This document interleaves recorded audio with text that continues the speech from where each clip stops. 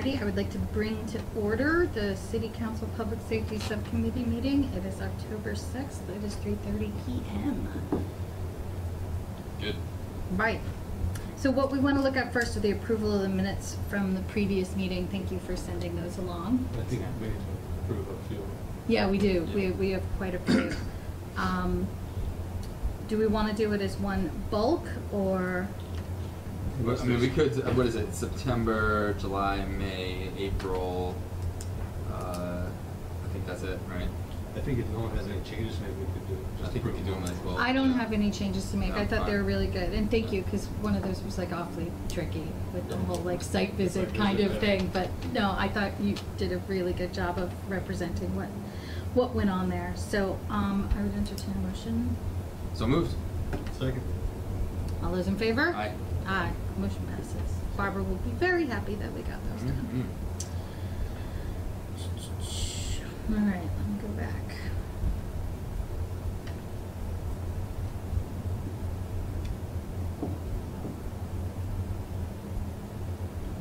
Okay, so we also have the consideration of the Pleasant Street on-street parking changes. And that is just taking the new language and the old language and making it all the new language. And it's taking Mhm. longer than I expected, but Yeah. I want to make sure it's done right. So Sure.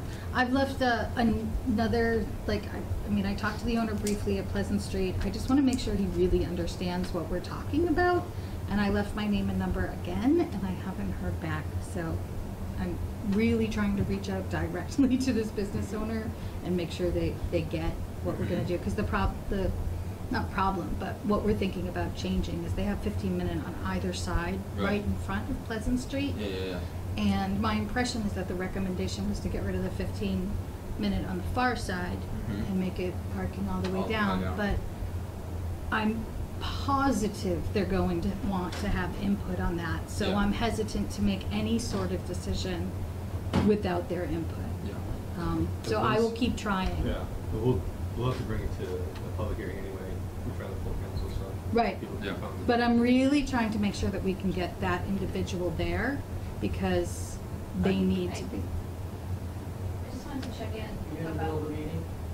Can you check in with me before you leave? Me? No, Jen. Jen? For, You're on tape? yeah, we are on Okay. tape, but So that's just- fine. I Just mean, let us know when you're done, we'll be back. Cool. Right.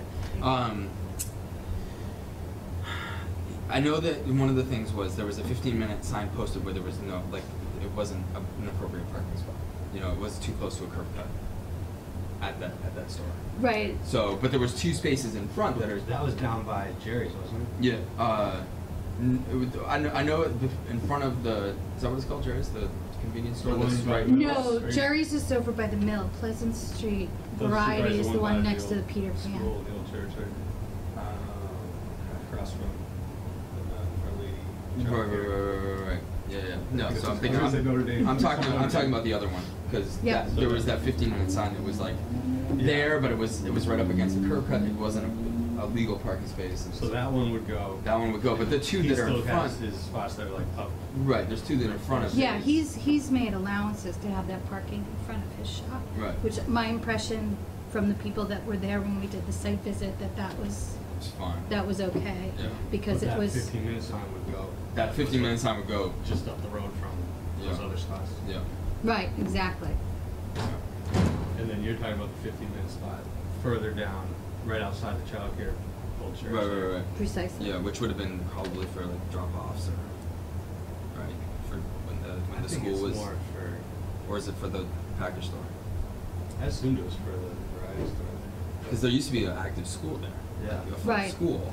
My So and I was impression- thinking drop-offs. You know. I thought that was a fairly new sign, but I think I may be mistaken on that Maybe it one. was from the school. Yeah, I don't know.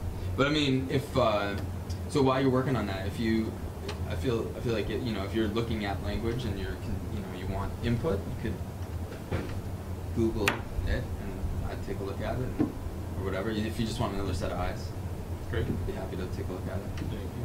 No problem. Been working with Joe and the DPW. to just- Oh, good.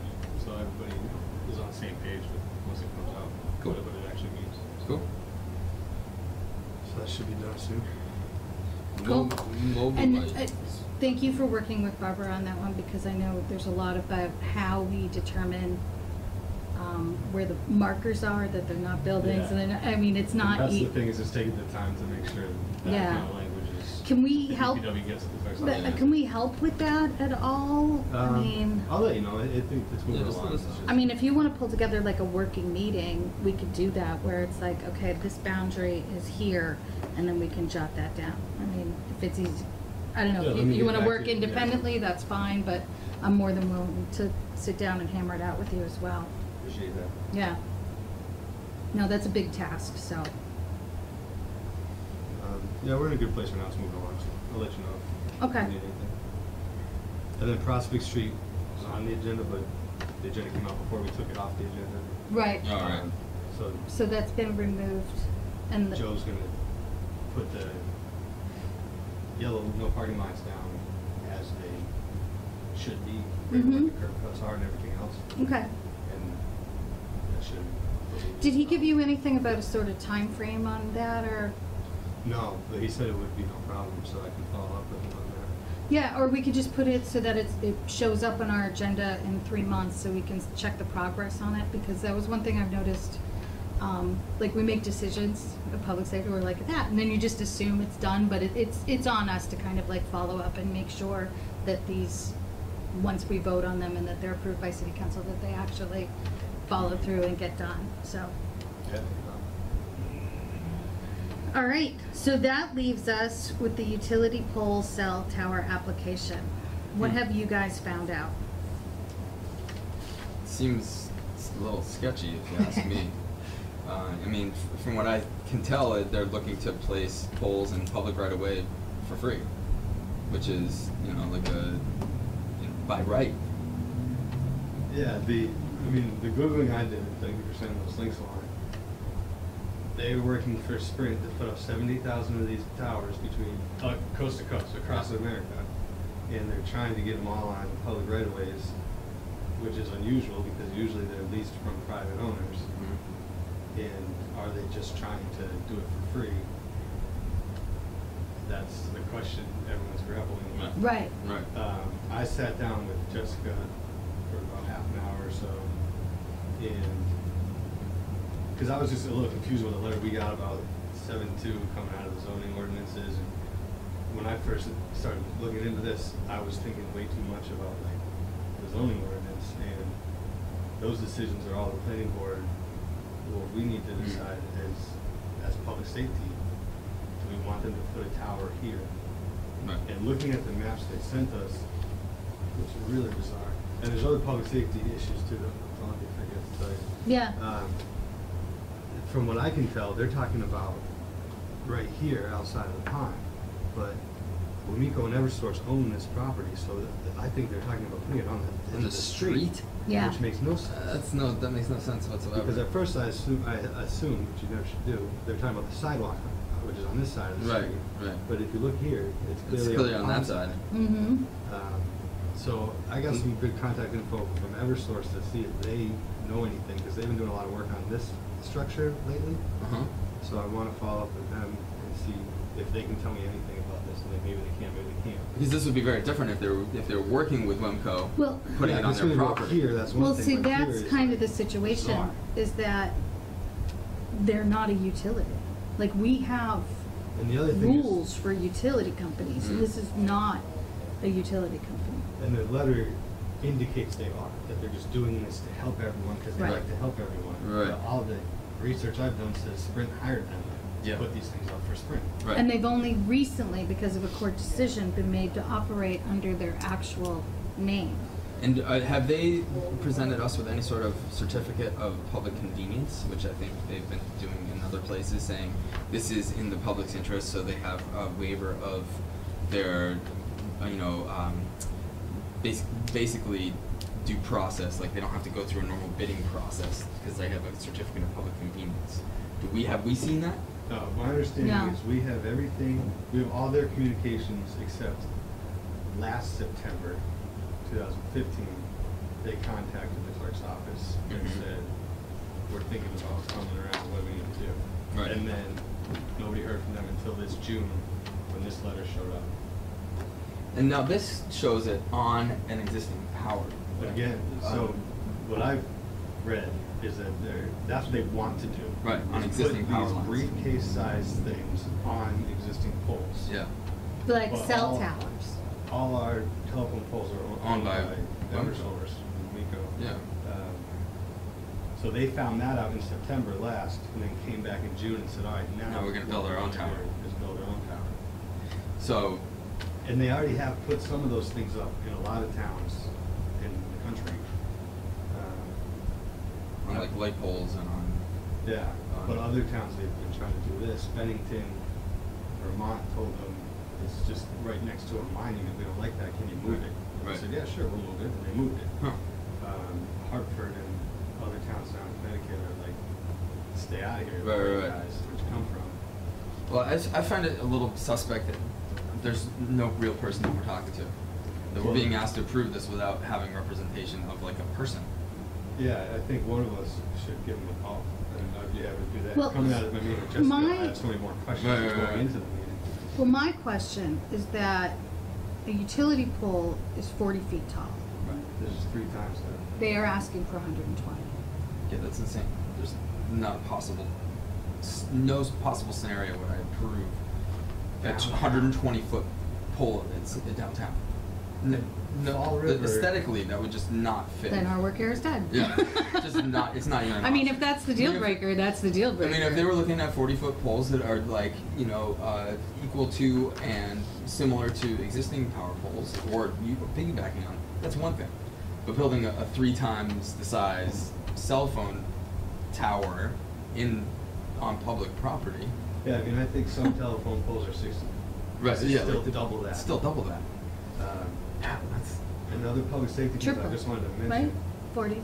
Right, some are 60. Yeah. Yeah. But even that is still, business huge compared to Huge. that. Right. Fall River they sent it to their health department because they thought it was like radiation or something. Could be. Oh, They that's had Jill questions. Stein category, Uh, territory. And then other towns said, how you gonna, can you prove to us it won't fall over in a hurricane or something? Right. Yeah. It's that big, you wanna put it Yeah. next to apartments and houses. Yeah. Right. So they want to use city property for free, and Yeah. they want it to be 120 feet tall. Like I could see if this was like, And- for the public convenience, like Which we're is gonna how we're they- gonna double everybody's data rates in the city of East Hampton. This is for, and we're gonna do it in a way that is gonna be unrecognizable to the citizens who are, in the community. That's one thing. If they would be looking to hide it somehow. Right. Like we want to put one of these things on your public safety antenna array. That's no problem, Right. right? That's no Exactly. problem. If it's going to help people get better service and it's not going to be any skin off anybody's nose. But if they're looking to put a full 120-foot tower across the street We would be able to see it from here. from here, that's not going to fly. That's not going to fly. So this is. We cannot Oh, let I'm that sorry, fly. Dan. Please go ahead. Just 2 things I want to mention out of my meeting with Jessica. If there's gap coverage, there's federal regulations that can trump whatever we say anywhere, and sometimes they go to. That's why we're going to see a large Verizon tower go up on Brook Street, at the end of Brook Street, it's already up. It's already up. It's pretty big. Yeah. But it's not 120 feet. I'd say It might be. I'd say maybe 80 feet. Like, So what happened with that is that doesn't fall in the overlay district for Mhm. these towers, and Right. they came back and said, well, we're gonna use Right. this And it's not- Transcommunication Act of 1996, and it's on private land, that is on private land. so they're paying. They're paying rent. They've leased that space. So that was just something she said to look out for, no matter what we do. Well, you know what's they might interesting? come back with, but. Within our zoning, we have telecommunication zones. We have catch zones. Yeah, that's these wireless overlay districts. Which is where we said, these are the areas where we think, and so it's already in our zoning. You would think Which this that- is in that zone. that's a wireless overlay. I feel like it was like there was one out There's on like Route 3 or 4 10, different ones. but there's one right in the center of town. Yeah. Oh, it's almost the whole downtown business. That's really interesting. Well, and, I mean, Jessica's obviously right, FCC is gonna trump absolutely anything, and that's where these. But I think our bigger issue is this There's a is. chimney over there. They should get up on that chimney.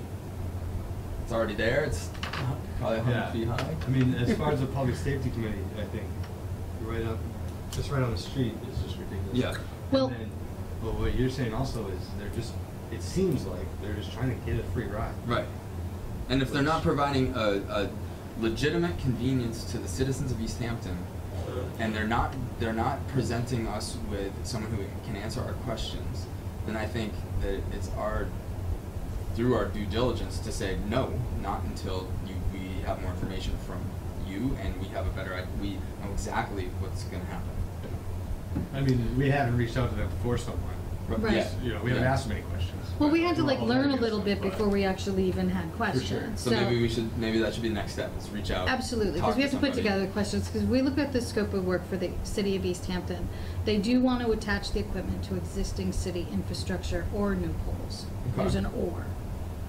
And they're still in the candidate identification phase of the project, and locations of the site have not been finalized. Why they would, Mm-hmm. there's a question. Yeah, Because there's several maps all pointing at the same. Oh, spot. pointing at this site. This one was my favorite, Exhibit A. Exhibit A. I don't think you could admit that into evidence. That's how they labeled it. I was like, what does it even show? Oh my goodness. Gas stop sale. Exhibit Nice to have an photo, attorney on Gennaro, board. Not site specific. And it also says if we need to replace existing poles or construct new poles to support the equipment, the new pole will be designed to match the aesthetics of the existing poles. So, And one other thing they always tout is, the whole thing is one structure, whereas usually you get a tower and an equipment shed right next to it, or some little thing right next Right. to it. This only has this one thing. Yeah. The thing It has like the box 120 on it. feet. and I think that's a really salient point, that this is a benefit to East Hampton, because right now I only see this as a benefit to Sprint. Yeah. Even though that they say the opposite, I agree 100%. Yeah. It would And also be some good of to know the- how many people use Sprint in East Hampton. Well, and some of the other research that I looked into, and this gets into the like, I have no idea, and it sounds a little conspiracy theory-ish, but these particular small cells are used in areas that have a lot of low-income housing, because their data transfer is typically used with like disposable phones, like the kind of, like, not necessarily kind of like the big three, like Yeah, like plants, a- like Pay as you go. pay-as-you-go burners, and they tend to like be near like low-income kind of thing. So Huh. I don't think if it's like a, the kind of rent-a-center predatory kind of thing. But Right. that wasn't anything that I was able to confirm, but that Right. came up like a couple of times. And this is actually, right next to Cottage Street, which is our affordable housing unit, affordable housing. Mhm. So, Another thing Jessica mentioned is the planning board can require an applicant to pay for a third-party consultant. Like a site plan review. Yes. Yep. And she suggested maybe that's something we could do, I'd say. but the planning board doesn't want it until we pick a site for it. Right. So Right. they, let's keep that in the notes, because I think that's a really good thing to maybe come back to. especially if we have questions about the business practices of this company we don't know about. to And have a I've third got party. questions out to other city councilors to see if they have bumped into this themselves and how they've handled it. There was only, and I sent you guys the link to that article Connecticut. in Connecticut. Yeah, because I feel like until like my personal preference is we put this on a burner until we can talk to somebody from them. So I think if we reach out and then So they they can come come to one in? of our meetings, if they're So expecting let's- if they're expecting us to approve this with the information they gave us, they are it's not going to be a very successful. Okay, so let's make that our next step, that we get in touch with the contacts who's made the application and say, Mhm. we need a representative come in here because we have some questions. And let's decide on those questions right now, Mhm. so that we can prep that individual so that they're not, Because then they'll be like, oh, I'll have to go find out, and then they have to come back, and it's another, few weeks or whatever. Well, like, I mean, I think question number one is the area that they have identified is not, is a street. A pole can't go in the street, so Mhm. where exactly do they want to put it? Right. And To follow up on that, I would be curious to know if any of their arrangements involve paying rent to the community. Yeah, yeah. And is there a reason why they chose this 120-foot pole to propose to us as opposed to using existing infrastructure that might be better suited and more? Yeah, even to the order that you found, Right. which way are they leaning here, but Right. Yeah. how do they make that call?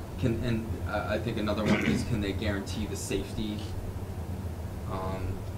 of these poles that are not looks to me like they don't have any guy wires, and if they're that tall, how do we know that's not going to fall over? Guarantee it. And Who's with liable for that? Documentation, something that shows us that this. They'd have to, and who Right, I mean, who they've would bear the gotta- liability for that? If someone hits one of these poles with a car, That's exactly what I was thinking, flying down myself on the other side. who's liability? It's in the public right of way. Whose liability is that? Is that our liability? That's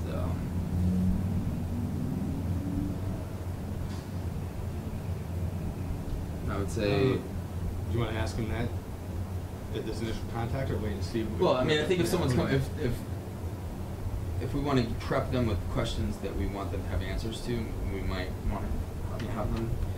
I think it just saves a little bit of time rather than, here's a barrage of questions that you're totally unprepared for, so we can't do anything. You know what I mean? So I just think it's a polite thing to do. So location, absolutely a question. How they determine that location, whether or not they're going to use something existent, whether or not they have a deal in place that is structured in such a way that they pay rent to the community. Safety of the Safety of the structure itself. Well, what would be interesting? We should ask Karen how much the city gets, because we currently rent out Old Town Hall to cell providers, and there are multiple cell things up in the tower. Okay. They're yeah. hidden, but they're there. 'Cause, like we're That's right. We're in an agreement, and that being said, if we're in an agreement with other cell providers, does that put us in a compromised position if we allow this cell provider to come in for free? Right. And what's the can of worms? Right, that's what I'm saying. Like, if they figure that out, then what's to stop other companies from being like, oh, we're not going to pay for towers anymore. We're just going to come put them in public right of ways. Right. And so we need to maybe think about, as we find out more about this, a potential ordinance limiting the number of these to prevent like a onslaught, or So I think that this does open up some interesting questions. There's It does, I think many it- towns that don't know what to do with these guys. Right, and I think that's, I do want to see a way to monetize it for the town. I think, it makes sense if there's a way for the city of East Hampton to generate some revenue from giving access Right. like this to a non-utility company, then I think a conversation about funds needs to be on the table. And I think that back to the location, I don't necessarily think that we just let them, choose any random spot. Like, we need to. Yeah. Well, I mean, there's gonna be some mitigating factors that we don't know anything about, because, you would have to see, like, where the blank spot, where Right, is the right. missed spot, where that cell tower is, so, Right. That's. But I want to see justification for why they. It seems like they just put it in the middle of Yeah, the middle of town. everybody. Yeah. Well, that's the whole thing, it's like, has there been a giant increase in Sprint customers in that area, or is this something preemptive? Yeah, The people that I've talked to that work in telecommunications have said that this is kind of the wave of the future as far as how people are moving data around. Well, it makes sense on But- the current telephone poles. Yeah. Or even like with the stoplight. Well, no, with this small cell, Yeah. Yeah. They said in machine. one article pick communities that they see growing. Yeah, Yeah. They wanted Bennington, Vermont, because their school's Right. there. And Yeah. So if they put this infrastructure in, that allows Sprint to kind of market to this area Sure. because there's, you know, And a that's- higher probability of giving good service to Yeah. those customers And if for they can, that if they Sprint. can show that, I think that if they can show, you know, a benefit to the community, then, and they can demonstrate that, and they can kind of answer these questions, then Right. that's where we start. But I think without really talking to someone from the company and knowing exactly what their motivations are, I think we need to put the brakes on. And, I mean, they're just wireless access points. I mean, is that only for Sprint company, or is that something that, like, you know, improves the wireless connectivity for all carriers, you know? It would probably be specific. I think it's specific to Sprint, so I mean, then if we allow this one company to be able to do this, then there's another tower right next to it with one. Right. From another company, We'll from have, another like, little company. lines of towers, like, In the middle of the road. in the middle of the road. Yeah. Can you actually write that down so I can remember to ask them that is it only available to, you know, Sprint? Because it doesn't actually really say that. I mean, it makes sense, but I don't wanna make that assumption without Right. having it confirmed. I mean, if it's something that boosts all cell traffic. As long as it increases the tubes, I think it'll be good. So, alright, well, that's good. We have next steps. You want to reach out to them? You want me to reach out to them? You don't want to reach out to them? No thanks. I mean, I can if you want. I'm trying to deal with food trucks right now, Oh, so. you're busy. Dude, what's up with food trucks? Oh, we come to our meeting on Wednesday. What the hell is going on? It should have been. Yeah, Look at food truck. Well, it's like, it's I mean, the crux is, do we need one? Do we need an ordinance? And so but then there's like little niggly things that, yes, we could, and then there's other like big things, like, do we want to put more barriers? You see it in so many towns, they put one in and then they go, shoot. Right, we Now did it, change now take it back. Right, exactly. Boston Amherst, it's like. So anyway. Where's the alright. letter from the dude? Well, I have a couple of foreigners waiting for me. Do we have any more? I'm not kidding. I don't know what you- I heard you yesterday, There's sir, but- I have You're- a German you're guy and a guy from Wales. Are you making a motion to adjourn? I am making a motion to adjourn if we have no other Second. business. Okay, all right. So there's the address. Yes. What? Thank you. Welcome. Thank you. Ambassador Derby.